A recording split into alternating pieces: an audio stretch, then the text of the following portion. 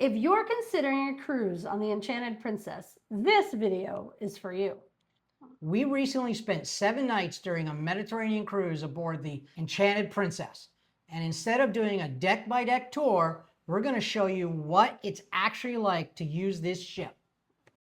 We'll cover how to get around, how to use the Medallion, dining options, entertainment, pools, everything soup to nuts. And we'll share a few things we wish we knew before boarding. Let's start with one of the biggest concerns people have on a large ship. How easy is it to get around? Now, if you've been on a princess ship before, the Enchanted Princess may feel a little large. It measures approximately 145,000 tons and carries about 3,600 guests. So it's larger than the older princess ships, but smaller than the more modern kind of mega ships. And like most cruise ships, it does take a little time to acclimate yourself, but it really was pretty easy to get around after that first day or so. Yeah. So if you're new to cruising, you're going to hear terms like forward, aft, port, and starboard. They're just the directionals on the ship. Forward is exactly what it says. It is the forward part of the ship. Aft is the back.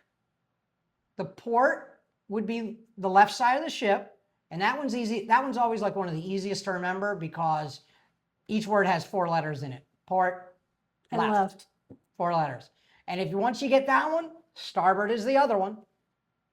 Just the opposite of it. That's all you need to remember to get you anywhere on the ship. On the Enchanted Princess, probably the easiest way to learn to get around is by remembering where the elevator banks are and paying attention to the directional signs. Now, all the elevators, except for the panoramic ones in the middle of the ship that are all glass, except for those, when you get out of an elevator, you are facing forward. So that is hopefully going to give you some direction. If you get out of the elevator, you are going forward again, unless you're in one of the panoramic elevators. We also found that there were digital deck maps by all the elevator banks. On each deck, right outside the elevators, but all sets of elevators, you're going to find these interactive screens. There's one on each side of the port and starboard side of the ship, left and right. We're on deck 6. As you can see, now I logged in with my Medallion, and it tells me, as a result, it tells me where I'm located on deck 6. I can select any of these and it'll tell me what it is. In this case, I've selected the Capri dining room, which is right behind us, the aft portion of the ship. One of the things you can do on here is find your muster station. If you're you don't know, hit the muster station, and it'll give you the route to get to your muster station. If you're looking, if you're not sure and you're trying to find a restroom, let's say you're right here, you can select just restrooms. It'll tell you where they're, like there's one right here. If you're traveling with somebody and you don't have the app on your phone, you can come to one of these with the Medallion, select shipmates, and it'll locate where that other person is on the ship for you. Right next to him. In this case, right next to me. Additionally, that Medallion opens your room, serves as contactless payment. So you're just literally going to put it on a tab like you would your credit card, and it pulls up all of your information.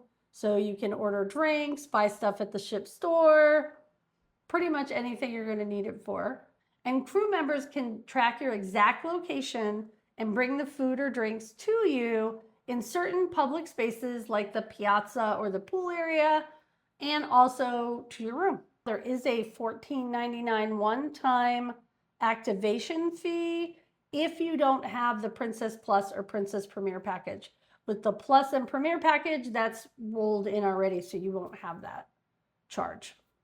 So we found the Princess app useful for checking schedules, viewing dining options, and just sort of keeping track of the activities that we might want to participate in. You can actually bookmark them, so it'll give you a reminder that the trivia you wanted to participate in is coming up.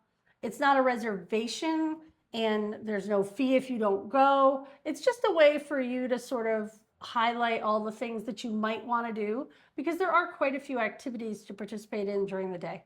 The other nice thing is that app can help you track your partner if they're somewhere else on the ship and you're trying to meet up, it's much easier than just texting and saying, oh, I'm at the third table on the right-hand side of the buffet. The app will actually show you where they are and get you right to them. Yep. Now, Princess Cruises does still provide a daily princess patter. Like physical copy in your room. Yeah. It has your schedule. And honestly, we did use both. It was nice to have it. Yeah, sometimes it's nice just to have that physical copy with you. It also had on the back all the dining times and what things were open when. So that was also really helpful.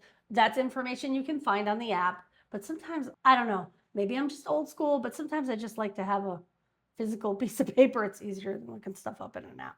Now, before our cruise, one of the most confusing things was understanding the dining and what was free and what was included in casual dining, because we had a couple of casual dining options with the Princess Plus package, and then of course specialty dining. So let's break it down. Included dining on the ship is the 3 main dining rooms, which are the Amalfi, the Capri, and the Santorini. The World Marketplace Buffet, which is up on the 16th deck,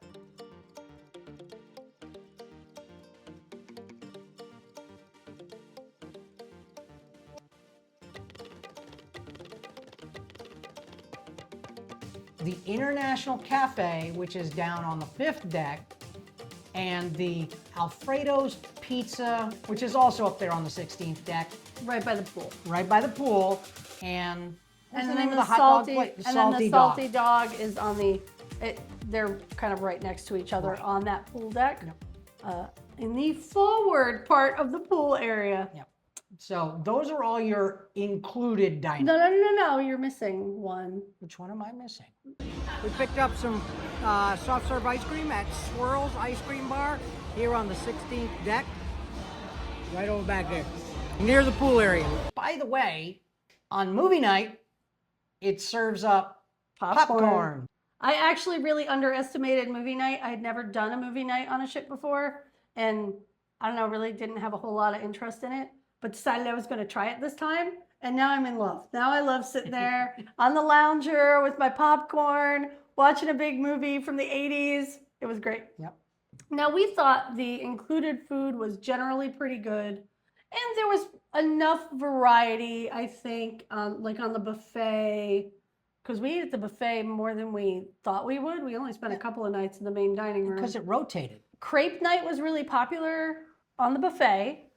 They had dessert crepes a couple of nights, I think, while we were there, and people were very disappointed if the crepes were not there. A surprise for me was the hot dogs.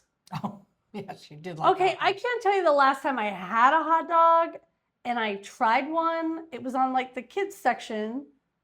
I tried one. They were really good. They're the same ones that are served at Salty Dog.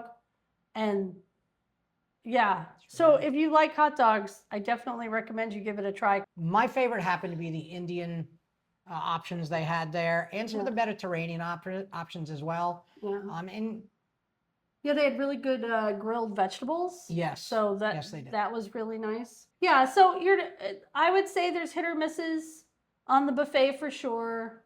Main dining room was good. There wasn't anything that stood out as fantastic, but it was all, I mean, it was all good. I did not like the desserts though.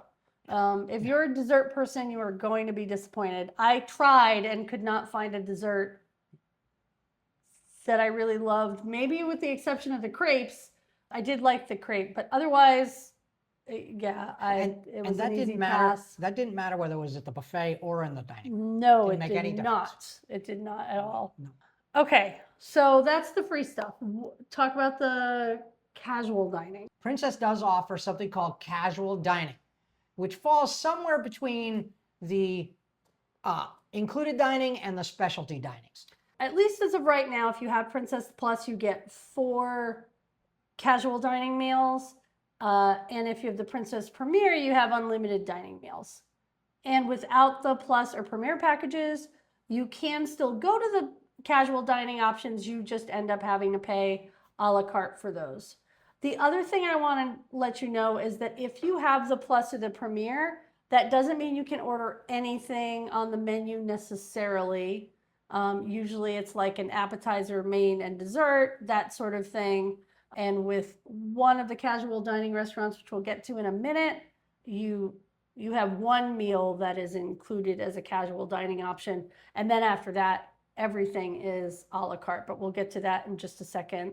Let's start with O'Malley's. O'Malley's. So O'Malley's is the Irish pub. And just like it said, pretty much it serves burgers, like pub food with kind of an Irish twist. So instead of French onion soup, you have Irish onion soup with cheddar on top of it. Yep. That sort of thing. We ate there. I thought the burger was good. I liked the burger.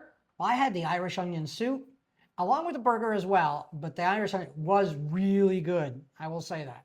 And they also have like Irish music, and they do not serve lunch and dinner all day. So if you want to try O'Malley's, make sure that you check the times. And then there's Gigi's Pizzeria. Yep. Which is on deck 7. And that, as it sounds, is pizza. We didn't eat there. No. And actually, it didn't seem very crowded at all. I don't know if it's because there was pizza on the buffet and pizza on the pool deck, and people didn't want to use their casual dining for that. I can't really explain it, but I will say it was not busy. Just outside the casino is the Ocean Terrace, which is a casual dining facility that serves sushi. So we gave that a try too. That was the second place we went. And that was the place that you only had one option for your casual dining meal. And so if you didn't want the tuna roll, you couldn't substitute it with something else. You would just have to pay the a la carte price for whatever that additional item was. So they weren't super flexible with that, which was kind of a bummer. Although between the two of us, because we got the same meal, he had some of my stuff, I had some of him, it worked out fine. Yeah. I will say the seaweed salad was delicious. I mean, the sushi was very good. The only thing I didn't like was that it was a set meal, and because you couldn't swap anything out, if you only like certain things, then we were lucky because it was the two of us. Yeah. You know, but if you were dining alone, yeah, you would be like, oh, I can only basically eat half of this. Right. Specialty dining is Princess's premium category and requires an additional charge unless you have the premier plan. And then you have unlimited. We didn't personally dine at any of these, so we don't really have a review of the food, but we wanted to make sure that we showed them to you so that you knew where they fit into the overall dining options. The Catch by Rudy focuses on seafood. And the Crown Grill is their steakhouse. And Sabatini's is their Italian dining restaurant. Yeah, they're upscale Italian. The one thing Enchanted Princess did really well was creating a lot of social spaces where you could just relax and enjoy your vacation. The Piazza is a very popular meeting space, midship. It's definitely the congregation area on the ship. So when they do things like the champagne tower where the captain comes out and introduces everybody and pours that fountain of champagne, that's where those types of things happen. I will tell you that there were a bunch of people that had clearly taken those dance classes before because they were heating up the floor, I'll tell you. All the time. All the time. And they were there all the time. But it was a great spot to relax. So if you're meeting friends, and then of course, like I mentioned, they have dance classes throughout the week, throughout the cruise, and trivia. We participated in a couple of trivia in the Princess Live. So the Princess Theater is the large theater where all the main production shows are done. We didn't really take an opportunity to see all the shows, but we did see some Greek dancers. Also, there was they called it the Voices Shipboard Talent Show. It was passengers. Yeah. That was the thing, it was passengers performing. Yeah. So. And they were, let me tell you, there's some really talented people on the cruise. Shout out Lisa. In addition to the main theater, there's several other lounges on the ship. One of them is the Vista Lounge. The Vista Lounge is located all the way aft on deck 7. It's used for special events and shows. We came in last night for a show. And that was probably the second biggest area. And then there were a bunch of, in the different bars, there would be live musicians and different singers, talents. So there was something really for everybody. Of course, they also have the arcade.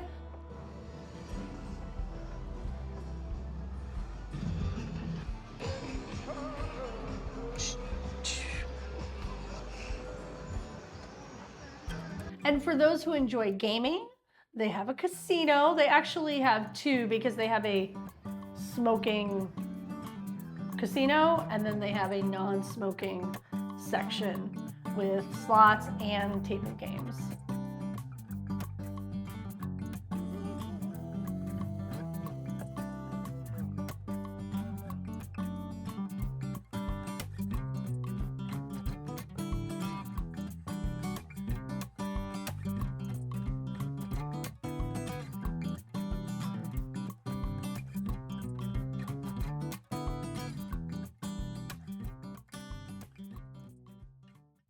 So the main pool area on deck 16 was most crowded in the afternoons, and there were certainly plenty of people that used it, but I didn't see when we went through any issues about not having a chair available.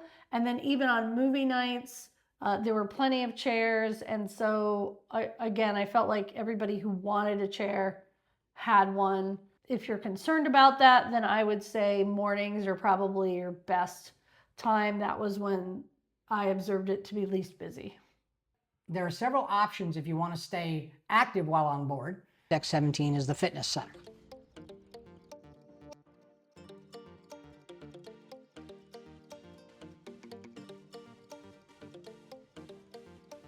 On deck 17 is where the kids clubs are located. When you go up to deck 18, you also have the basketball court, Where they also play pickleball. where they also play pickleball, and the jogging track is there. And then if you go up on the aft on deck 19 is like there's a mini golf area. Okay. Really, it's a putting green. Yeah, they call it a mini golf. It is not, in my opinion, a mini golf. It's got a couple of holes.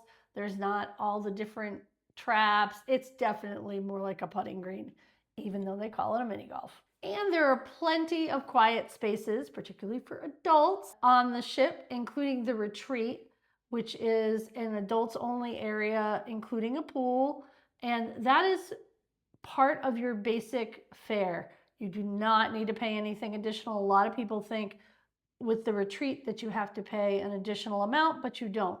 The place where you do have to pay an additional amount is one deck up in the sanctuary, kind of their premium adults only section, and that does require a fee. The area has dedicated attendants, plush lounges and cabanas, an upgraded food and drink menu, and they even serve afternoon tea. The Lotus Spa offers a variety of treatments, including facials, massages, medi-spa services, and even personal training. But on this trip, we decided to upgrade to the 7-day thermal suite package. The thermal suite offers heated loungers, steam rooms, and a variety of thermal experiences. It's definitely an extra cost experience, so whether it's worth it for you will depend on how much you think you'll use it, but it's definitely worth considering. So up next is not the most exciting parts of the ship, but it's important that you know where they are. So guest services and shore excursion desks are on deck 6, right next to the Lotus Spa.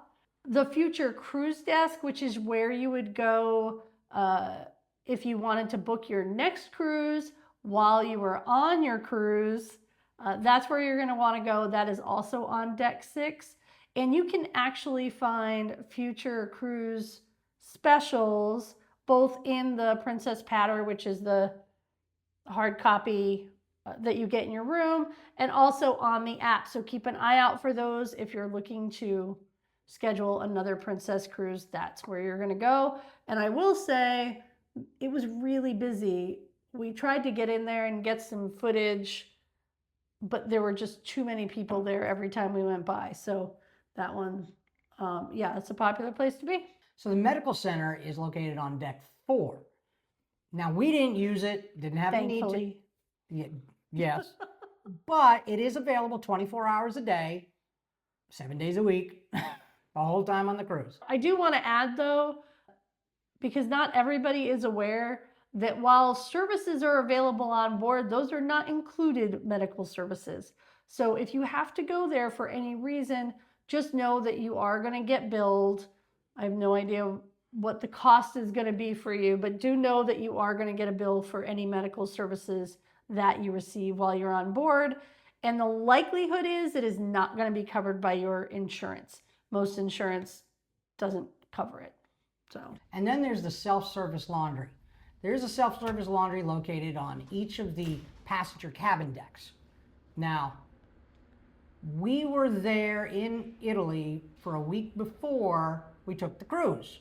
So it was really helpful to have that laundry. Like we did laundry the first day we got in. Yes. Got on the cruise. The thing we do is we brought our own laundry sheets so that we didn't have to buy what's on the ship and spend more money. We already had it with us. Yeah, and if you haven't seen them or you haven't used them yet, I will say I have grown to love them. I always pack some, I cut them up into small squares before I leave, put them in the bag. They are super lightweight.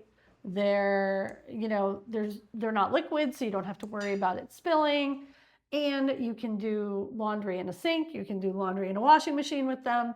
So I have really grown to love them. I'll put a link for the ones we use in the description. But I know there's all shapes and sizes and types of those.